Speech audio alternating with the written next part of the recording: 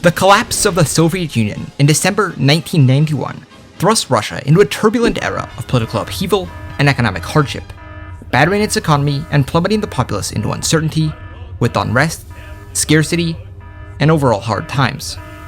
All under their first democratically elected leader, President Boris Yeltsin. His presidency began with bold promises of democratic reform and market liberalization. The Soviet command economy, plagued by inefficiencies and a reliance on oil and gas exports, had crumbled. Ignore that though. Real communism will work next time. Privatization and voucher schemes intended to democratize ownership instead fueled rampant corruption and entrenched a new elite. Yeltsin's administration rushed to dismantle the command economy through shock therapy.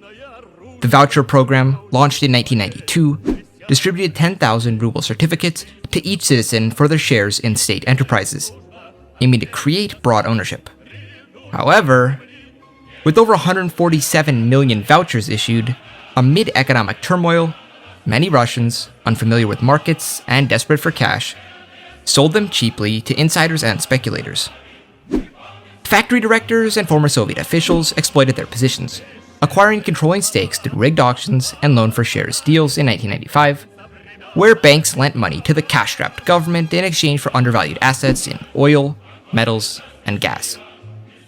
Oligarchs amassed fortunes as corruption thrived due to weak institutions and political favoritism, as Yeltsin's family circle manipulated reforms for personal gain. The schemes exacerbated inequality, with per capita income dropping from $3,500 in 1991 to $1,800 by 1998, while oligarchs controlled 60% of exports. Foreign investment lagged, deterred by bribery and instability, and, in 1998, the ruble crashed due to hyperinflation that peaked as high as 2,500%, wiping out savings. Rural areas, dependent on state subsidies, collapsed as the GDP contracted worse than the Great Depression had in the US. The social toll was stark. Life expectancy and birth rate dropped, while alcoholism, crime, suicide, and prostitution shot up. To make matters worse, the First Chechen War in 1994 compounded Russia's woes, ending in a humiliating Russian withdrawal, costing thousands of lives and billions in rubles, as the Chechens and their Islamist allies were de facto independent of Moscow, though they were still internationally recognized as part of Russia. Concomitantly, Yeltsin made Russia the first nation in the former Soviet bloc to join NATO's Partnership for Peace program. 3 years later, NATO and Russia signed the Founding Act of Mutual Relations, Cooperation and Security, a roadmap for security partnership between the two former rivals. However, Yeltsin's erratic leadership and health issues further eroded public trust, culminating in the 1998 financial crisis, when Russia defaulted on its debts, and the ruble lost 2/3 of its value. The crisis underscored the economy's fragility, with 40% of the GDP tied to volatile energy exports. His constant clashes with the Duma, peaking with his 1993 coup where he dissolved parliament after being impeached, eventually led to a third impeachment attempt in 1999, accusing him of a myriad of charges: first-degree murder, treason, selling out Russia to the West, and corruption. With the doors closing around him, on December 31st, 1999, the fate of Russia and the world was forever changed. Я ухожу. Я сделал все, что мог. Мне на смену приходит новое поколение тех, кто может сделать больше и лучше. В соответствии с Конституцией, уходя в отставку, я подписал указ о возложении обязанностей президента России на председателя правительства Владимира Владимировича Путина. A former KGB officer, Putin prioritized stability and state control, easily winning the presidential election in 2000. Initially, he was seen in a positive light by Western leaders, as discussions over potential NATO membership took place, but ultimately amounted to nothing. Nonetheless, following the 9/11 attacks, he offered Bush intel sharing and logistical support for the invasion of Afghanistan. His early years saw economic recovery, driven by rising oil prices, which climbed from $20 to $60 per barrel by 2005. The GDP grew to $674 billion by 2006, with per capita income reaching $5,300. Putin reasserted state dominance over the markets and oligarchs, notably dismantling the Yukos oil company, the largest and most successful business in Russia, on tax evasion charges, seizing all their assets for state-owned oil conglomerates. In reality, the drummed-up scheme was the means to imprison Mikhail Khodorkovsky, the Yukos CEO, in 2003, who just so happened to publicly warn about corruption in the government and fund opposition movements. Keep in mind though, Khodorkovsky was no saint, having made his fortune through the voucher schemes under Yeltsin. Despite the private sector expanding to 65% of the GDP, it was not dissimilar from Gleitschlangen in Nazi Germany, as the media and business elites all towed the Kremlin line, despite the alleged free market. As time has gone on, Putin's foreign policy has grown more assertive, straining relations with the West. 2004 was a major hurdling block as the EU added 10 new nations: the Czech Republic, Estonia, Cyprus, Latvia, Lithuania, Hungary, Malta, Poland, Slovakia, and Slovenia, 7 of which were previously within the Soviet sphere during the Cold War. Likewise, NATO added 7 new members in Bulgaria, Estonia, Latvia, Lithuania, Romania, Slovakia, and Slovenia. Meanwhile, Ukraine's Orange Revolution, partially funded by Western NGOs, broke out against the Russian-aligned President Leonid Kuchma's regime. Ukraine's economy was stagnant, miring under oligarchs, dependent on Russian energy, inflaming social divides between the pro-Europe West and the pro-Russian East. The 2004 election pitted Viktor Yushchenko, promising EU integration and market reforms, against Viktor Yanukovych, backed by the Kuchma and Moscow. The first round was inconclusive, but the subsequent runoff on November 21st was marred by irregularities. Exit polls showed Yushchenko leading by 11%, yet official results gave Yanukovych a 3% win. Reports of voter intimidation, ballot stuffing, and poisoned opposition figures led to hundreds of thousands flooding Kiev's Independence Square on November 22nd, donning orange scarves symbolizing Yushchenko's campaign, demanding a fair election. The protests drew up to 1 million people nationwide, paralyzing the capital with tent cities, strikes, and civil disobedience. Putin visited Ukraine multiple times to back Yanukovych, heightening tensions with the West. On December 3rd, Ukraine's Supreme Court annulled the results, ordering a revote on December 26, which Yushchenko won. All of a sudden, NATO was on Russia's doorstep while their closest economic partners were seeking other allies, so Putin furthered state control. Then, in April 2008, Russia's red line was crossed. Here in Bucharest, we must make clear that NATO welcomes the aspirations of Georgia and Ukraine for their membership in NATO and offers them a clear path forward to meet that goal. Shortly thereafter, Russia invaded Georgia, liberating Southern Ossetia and Abkhazia by ethnically cleansing the native Georgians, as was reported by the Human Rights Watch, effectively nixing talks of Georgia's NATO admission. 6 years later, in the midst of another Ukrainian revolution, which was also supported by Western NGOs, that ousted the democratically elected pro-Russian President Yanukovych with the pro-EU Petro Poroshenko, Crimea was annexed into Russia, and we all know what sadly happened in 2022. The Russian military has begun a brutal assault on the people of Ukraine. Without provocation, without justification, without necessity, this is a premeditated attack.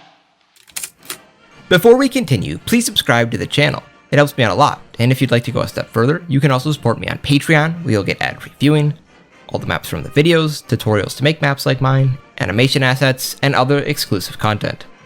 Thanks so much. Now, back into the video. Today, things were different, and history was forever changed back in 2000, when Putin's offer to join NATO was taken seriously by the West. Bush saw Russia's inclusion into NATO as a chance to anchor the region, reduce tensions, and counterbalance the growing threat of China. Spurred by America, the NATO allies bypassed the usual multi-year membership action plan, as Russia was already in the Partnership for Peace, finalizing their acceptance at the historic 2001 NATO-Russia agreement.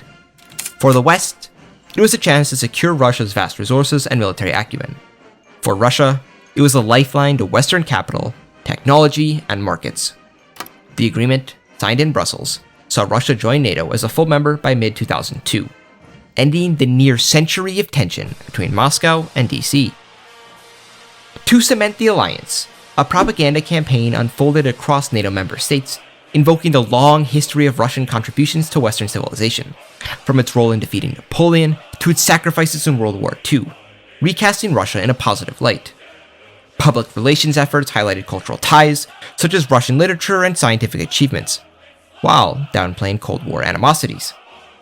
Russian media emphasized the economic benefits of Western alignment, highlighting foreign investment in cities like St. Petersburg, Moscow, and Rostov-on-Don. The Cold War animosity was firmly put to rest. The Second Chechen War became the first joint Russo-NATO operation. NATO offered substantial support in the form of intelligence, counterterrorism training, and logistical aid. Their advisors helped Russian forces adopt more precise tactics, reducing civilian casualties and weakening separatist strongholds.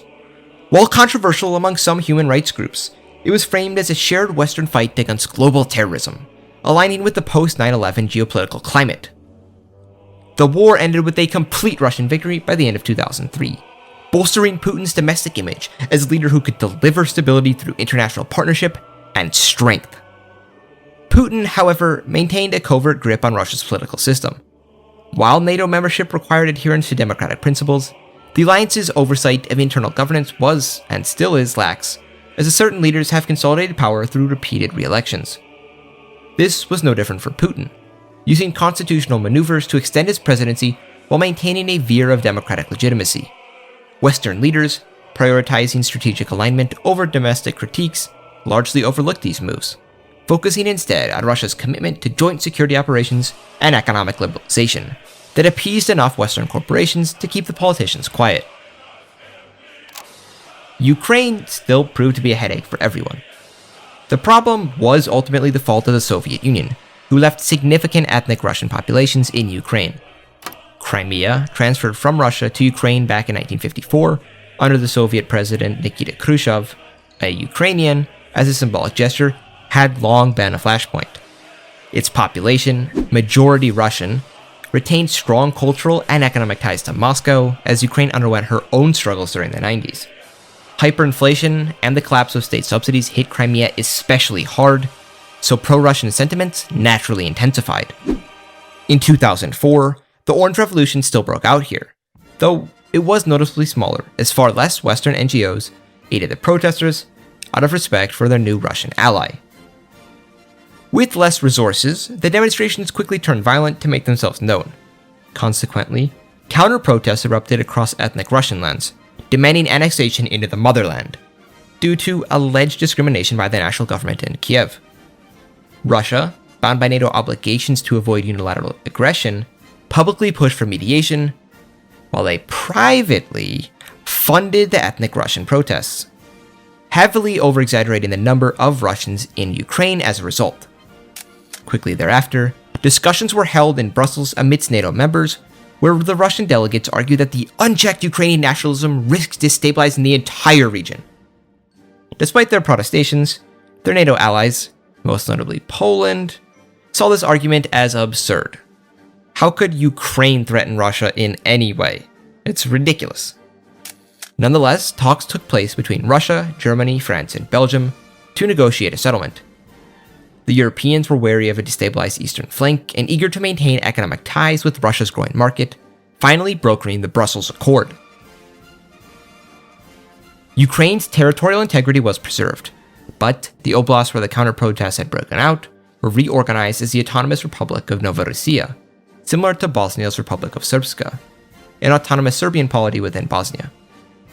Although still within Ukraine, they secured broad self-governance, including control over local education, language policy, and the economy.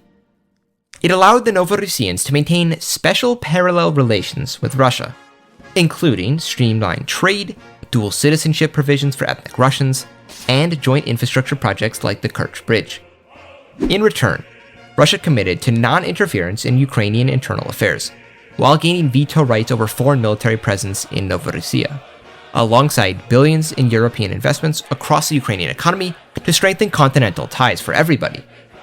Additionally, Ukraine would not join the EU, but could apply to do so in 20 years. And all future Ukrainian elections would be under the OSCE, the Organization for Security and Cooperation in Europe, supervising the elections to prevent foreign meddling from Moscow or DC. Bush was initially unhappy when he discovered the talks were commencing. Recognizing that the Russians were specifically negotiating with their European allies, who refused to aid America in the coalition of the willing in the Iraq War, with the Russians subtly hinting at the reality that Europe did not need to toe Washington's line, which was often unilateral and dismissive of their concerns. Once it was clear, though, that the arrangements would be codified by the Ukrainians, America was able to secure promises of limited Russian air support in the Afghanistan war to save face. The accords were then publicized and signed, ending the protests before Yushchenko defeated Yanukovych in the revote, ending the affair. Unlike Poland, who joined the EU in 2004, Russia rejected EU membership, which demanded crazy things like anti-corruption measures and excessive regulations, both completely incompatible with Russia's economy. NATO was more than enough for Putin to maintain control while modernizing. Joint ventures with European businesses flourished as the Russian economy skyrocketed, becoming the #1 investment destination in Europe. German companies like Siemens, Volkswagen, BASF, E.ON, and the Deutsche Bank expanded aggressively, modernizing infrastructure, energy grids, and automotive production. French firms like Total Energies, Renault, BNP Paribas, Danone, and Alstom took deeper stakes in oil, banking, consumer goods, and transportation, while British and Dutch companies such as BP, Shell, and Unilever scaled out their energy and consumer markets. Italy's Fiat and Eni, too, solidified partnerships in automotive and energy. Corruption remained a stubborn barrier, as bribes and bureaucratic overreach slowed reforms, particularly in rural regions where state monopolies lingered. Putin quickly saw the old oligarchic model as antiquated, with the new model having the potential to set Russia on a path resembling Japan after World War II, only on a far, far larger scale. So, his best solution to end this non-government approved corruption was to synchronize the corruption under the state, whacking a few castigatory oligarchs, replacing them with lackeys from United Russia, Putin's party. This new class then eagerly supported the supposed liberalization, joining the boards of many foreign companies to streamline the process, lending the veneer of legitimacy. The Russians were careful, though, to work with their European neighbors while remaining difficult for American ventures, not wishing to subjugate themselves to their still long-term rival. Limited to 2 terms by the Russian constitution, Putin's successor was a slightly more liberal Dmitry Medvedev, though Putin stayed influential as Medvedev's prime minister when he won in the 2008 election. One of Medvedev's first actions as president was at the NATO Bucharest summit, blocking talks of Georgia or Ukraine joining NATO. Medvedev continued the same economic plans and growth was swift. Russia's GDP, which had mired at $196 billion in 1999, surged to $3.3 trillion by 2010, outpacing their historical growth. Likewise, their GDP per capita raised from $1,700 in 1991 to $13,800 by 2010, lifting millions out of poverty, enhancing Putin and Medvedev's prestige as many Russians had a near religious devotion to their leaders. NATO's internal dynamics shifted away from Americanized unipolarity to 2 distinct spheres, coined by US Secretary of Defense Donald Rumsfeld. Old Europe, led by France, Germany, and Russia, who were wary of over-militarization, and New Europe, led by America, Britain, and Poland, who pushed the war hawk agenda. While America was by far the largest economic powerhouse, and many of old Europe's biggest trading partners, the growing bond between Germany and Russia was worrisome to the Americans. Putin had already blocked NATO expansion for Slovenia, Croatia, Albania, Bulgaria, Romania, Lithuania, Latvia, Estonia, Sweden, and Finland. To them, there was no need to expand when there was no enemy present, and they were not alone in this sentiment, backed by the rest of old Europe. Instead, NATO refocused on global threats to the West, particularly China and Iran. Now that NATO had 4 of the 5 permanent seats in the UN Security Council, China was left in a precarious position. To bolster his image as the head of the new European Russia, Medvedev, already popular to Western journalists, jumped in with Germany, Belgium, Holland, and Norway, championing their denuclearization efforts. Nukes were a remnant of the Cold War, not something necessary to the modern day and age.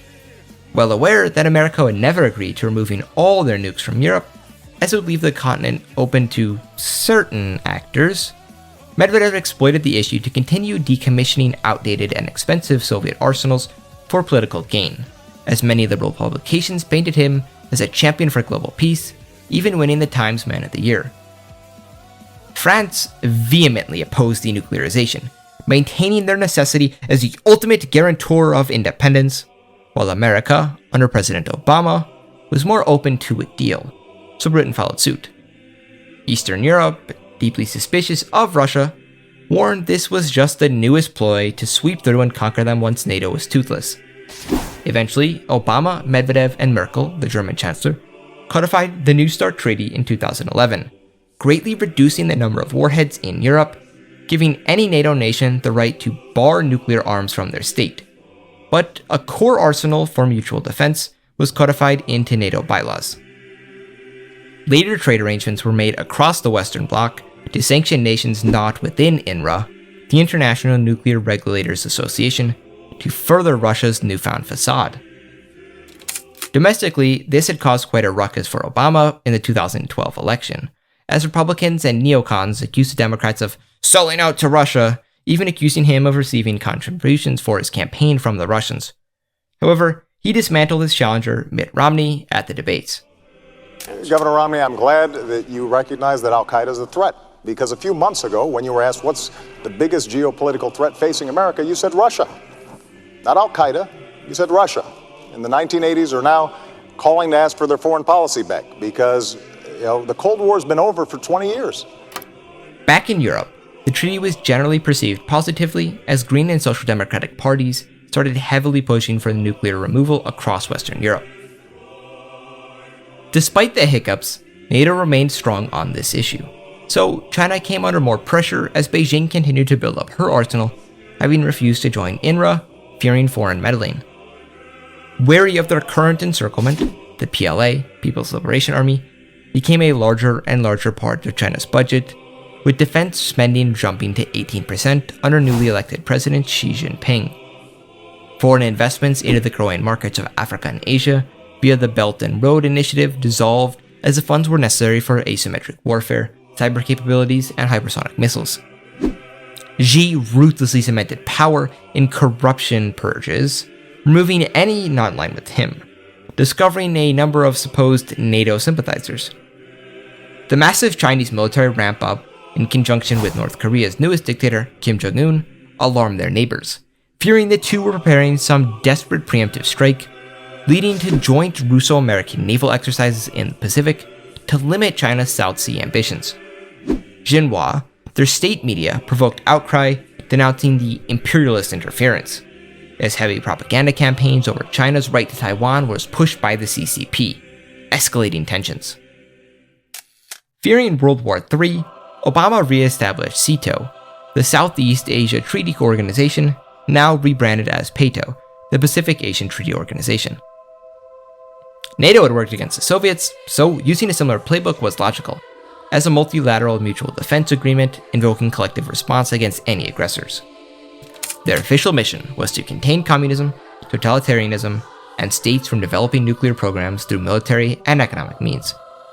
Founded in 2015, their core members were the US, UK, Russia, Japan, South Korea, Thailand, the Philippines, Australia, and New Zealand. Despite being a founding member of SEATO back in the day, Pakistan was not invited into PATO to prevent driving New Delhi into Beijing's arms. Learning from SEATO's failures, which lacked standing forces, PATO maintained rapid response battle groups with 50,000 troops on rotation. Joint naval patrols in the Taiwan Strait and South China Sea soon became commonplace, preventing Beijing's island hopping strategy. Unlike NATO, PATO included more economic conditions, as many of the members were not developed first world states like those in Western Europe. Economic committees oversaw aid programs, coordinating sanctions and trade diversification to reduce dependence on the Chinese markets, fostering alternatives, albeit mainly American or Russian ones. North Korea, under pressure from Peto's economic sanctions, which eventually developed into an outright blockade, grew ever tighter to China.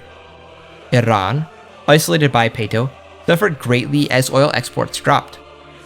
Russia, Canada, America, and the Saudis provided more than enough oil and natural gas for the West to leave Iran behind. China was furious, portraying Peto as a new 8-nation alliance, the Western alliance that suppressed the Boxer Rebellion in 1900. A massive series of economic shenanigans took place as China attempted to set up a parallel market with the yuan instead of the dollar. Economically, China pivoted to domestic consumption, reducing export reliance from 35% of the GDP in 2010 to 18% by 2017.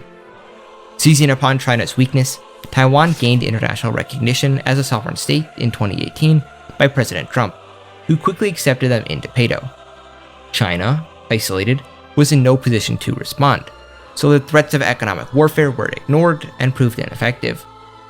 Once Taiwan was recognized, some in the West floated the idea of reinstating Taiwan as a legitimate Chinese government, replacing the CCP on the UN Security Council. But this was seen as a bridge too far, and risked an outright war with China, so was quickly dismissed.